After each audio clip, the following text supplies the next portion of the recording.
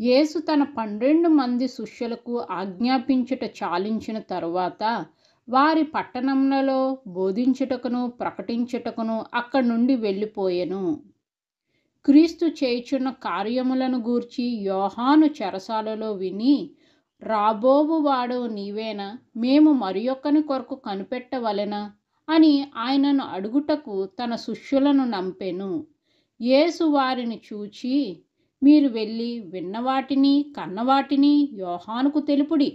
గ్రుడ్డివారు చూపు పొందుచున్నారు, కుంటివారు నడుచుచున్నారు, కుష్ఠరోగులు శుద్ధులగుచున్నారు, చెవిటివారు వినుచున్నారు, చనిపోయిన వారు లేపబడుచున్నారు, బీదలకు సువార్త ప్రకటింపబడుచున్నది, మరియు నా విషయమై అభ్యంతరపడనివాడు ధన్యుడని ఉత్తరమిచ్చెను. వారు వెళ్ళిపోచుండగా యేసు యోహాను గూర్చి జనసమూహములతో ఇలాగు చెప్పసాగెను.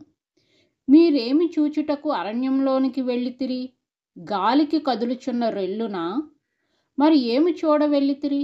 సన్నపు బట్టలు ధరించుకున్న మనుషున్నా?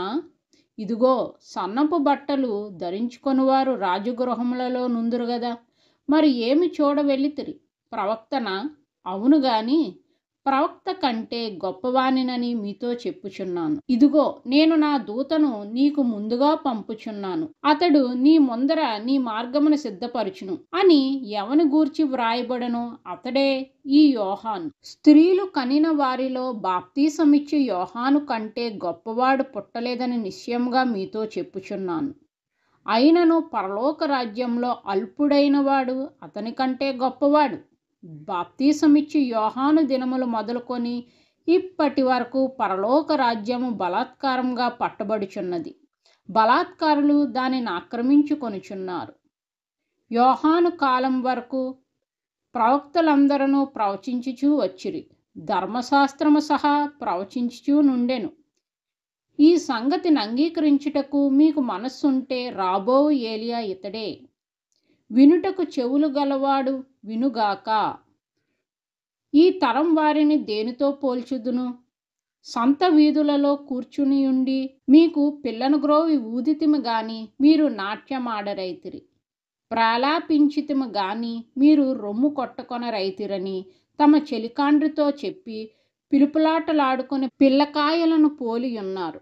యోహాని తినకయు త్రాగకయు వచ్చెను గనుక వీడు దెయ్యము పట్టినవాడని వారనుచున్నారు. మనుష్య కుమారుడు తినుచును త్రాగుచును వచ్చెను గనుక ఇదిగో వీడు త్రిండిబోతును, మద్యపానీయు, సుంకరులకును పాపులకును స్నేహితుడని వారనుచున్నారు. అయినను జ్ఞానము జ్ఞానమని దాని క్రియలను బట్టి తీర్పు పొందుననెను. పిమ్మట ఏ పట్టణములలో ఆయన విస్తారమైన అద్భుతములు చేసెనో ఆ పట్టణముల వారు మారు మనసు పొందకపోవటం వలన ఆయన వారి నిట్లు గద్దింపసాగెను. అయ్యో కోరాజీనా, అయ్యో బెత్సైదా, మీ మధ్యన చేయబడిన అద్భుతములు తూరు సీదోను పట్టణములో చేయబడిన ఎడల ఆ పట్టణముల వారు పూర్వమే గోనెపట్ట కట్టుకొని బూడిద వేసుకొని మారుమనసు పొందియుందురు. విమర్శ దినమందు మీ గతి కంటే తూరు సీదోను పట్టణముల వారి గతి ఓర్వదగినదై ఉండునని మీతో చెప్పుచున్నాను. కపెర్నహూమా, ఆకాశము మట్టునకు హెచ్చింపబడెదవా? నీవు పాతాళం వరకు దిగిపోయేదవు. నీలో చేయబడిన అద్భుతములు సొదొమలో చేయబడిన ఎడల అది నేటి వరకు నిలిచియుండును. విమర్శ దినమందు నీ గతి కంటే సొదొమ దేశపు వారి గతి ఓర్వదగినదై ఉండునని మీతో చెప్పుచున్నానెను. ఆ సమయమున యేసు చెప్పినదేమనగా, తండ్రి, ఆకాశమునకును భూమికిని ప్రభువా, నీవు జ్ఞానులకును వివేకులకును ఈ సంగతులను మరుగుచేసి పసిబాలురకు బయలుపరచినావని నిన్ను స్తుతించుచున్నాను. అవును తండ్రి, ఇలాగు చేయట నీ దృష్టికి అనుకూలమాయెను. సమస్తమును నా తండ్రి చేత నాకు అప్పగింపబడి ఉన్నది. తండ్రి గాక ఎవడను కుమారుణ్ణి ఎరుగడు, కుమారుడు గాకను కుమారుడెవనికి ఆయనను బయలుపరచునుద్దేశించిన వాడు గాకను మరి ఎవడను తండ్రిని ఎరుగడు. ప్రయాసపడి భారం మోయిచున్న సమస్త జనులారా, నా యొద్దకు రండి, నేను మీకు విశ్రాంతి కలుగజేతును. నేను సాత్వికుడను దీన మనసు గలవాడును గనుక మీ మీద నా కాడి ఎత్తుకొని నా యొద్ద నేర్చుకొనుడి, అప్పుడు మీ ప్రాణములకు విశ్రాంతి దొరుకును. ఏలయనగా నా కాడి సులువుగాను నా భారము తేలికగాను ఉన్నవి.